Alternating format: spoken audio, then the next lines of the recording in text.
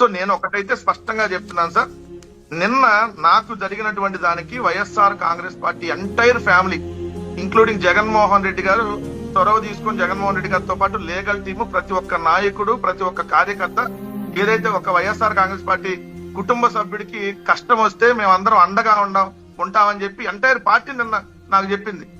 So అది రేపొద్దున ఏ కార్యకర్తకైనా నిజంగా కూడా చాలా భరోసా కలిగించేటువంటి. సో వైఎస్ఆర్ ఏ తప్పుడు కేసులు పెట్టి ఏ విధంగా మిమ్మల్ని వేధించినా YSR Congress party entire party అండగా ఉంటది. అది జగన్మోహన్ రెడ్డి గారి నుంచి కింద స్థాయి కార్యకర్త, జిల్లా స్థాయి లీడర్ వరకు అందరూ అండగా ఉంటారనడానికి నిన్న అక్కడికి అనంతపురం అక్కడికి వచ్చినటువంటి ఎక్స్ఎంఎల్ఏలు, ఎక్స్ఎంపీలు అందరూ జగన్మోహన్ రెడ్డి గారు ప్రతి గంటకి మానిటరింగ్ చేస్తా ఉన్నారు. ఏమైంది, ఎంతవరకు వచ్చింది, ఎక్కడికి వెళ్ళాడు, తీసుకొచ్చారా, ఏం జరుగుతుందని. సో నేను ఒకటైతే నిజంగా వైఎస్ఆర్ కాంగ్రెస్ పార్టీ కార్యకర్తకి ఈరోజు గర్వపడుతున్నాను సార్. ఎందుకంటే ఒక నాయకుడు, ఒక కార్యకర్త, నేను ఒక చిన్న స్థాయి నుంచి వచ్చినాడిని, ఈ రోజు నన్ను ఒక రాష్ట్ర అధికార ప్రతినిధి చేశారు జగన్మోహన్ రెడ్డి గారు. చిన్న కష్టం కాదు, పెద్ద కష్టం. ఎందుకంటే నాతో పాటు ఇంట్లో ఉండేది మా మిస్సెస్, పాప, చిన్న పాప 6th క్లాస్ అవుతుంది. నిన్న బాగోలేదు, హెల్త్ బాగోపోతే స్కూల్కి వెళ్ళాం.